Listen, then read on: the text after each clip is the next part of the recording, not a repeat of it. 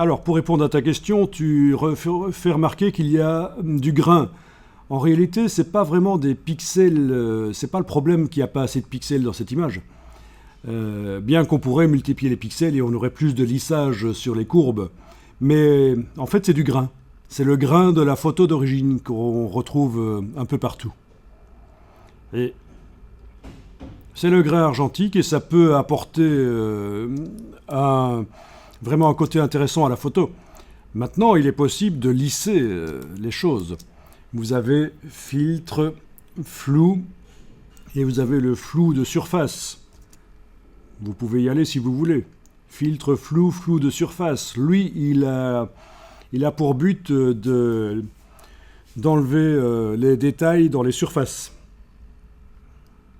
Et donc, voilà, à la jonction entre les surfaces, ça n'est normalement pas rendu flou. Par contre, sur les surfaces, oui. On l'utilise notamment on l'utilise notamment pour lisser la peau rapidement, ça peut servir à ça.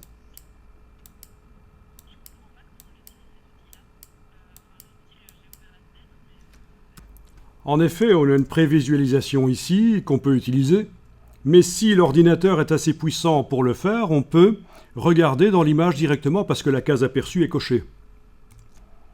D'accord ?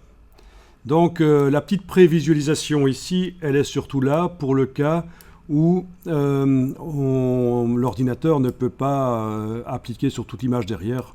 Donc dans ce cas-là, on désactive aperçu et on fait le réglage ici. Quand on appuie dessus, on voit l'avant et quand on lâche, c'est l'après.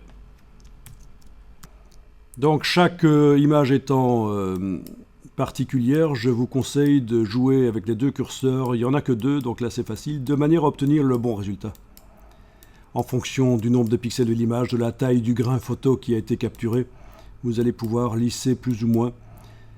Je ne suis pas certain qu'il faille lisser complètement. Garder un petit grain, ça peut être bien.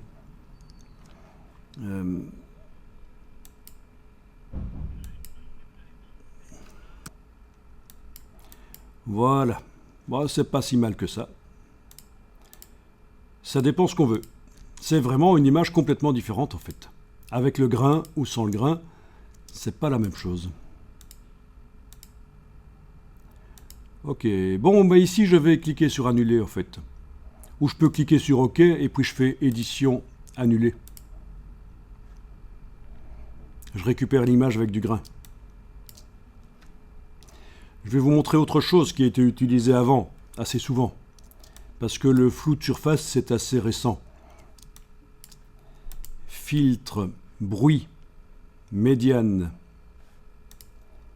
Filtre, bruit, médiane. Donc là, il faut choisir le rayon, mais ça va très vite faire des choses qui enlèvent du détail. Puis,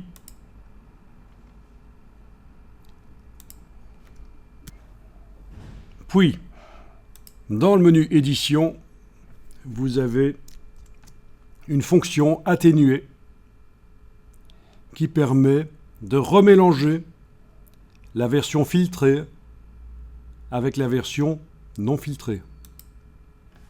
Dans ce cas-là, ça s'appelle édition atténuée médiane. Donc quand vous êtes à 100%, c'est l'image totalement filtrée. À 0%, c'est l'image pas du tout filtrée. Et peut-être que la vérité est entre les deux, c'est souvent le cas.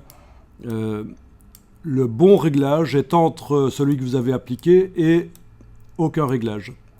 Voilà. Et là, je pense que ça peut être intéressant, ce genre de filtre aussi. Ce genre de choses.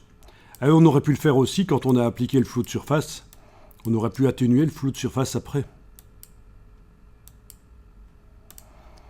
Bon, ça, c'est ce qui est utilisé depuis une trentaine d'années dans Photoshop pour atténuer le grain. Le filtre médiane et édition atténuée.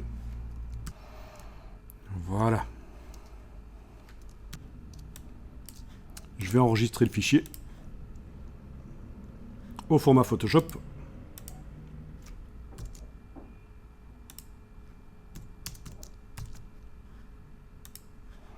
Donc on a fait du destructif. Heureusement, il nous reste les images JPEG d'origine.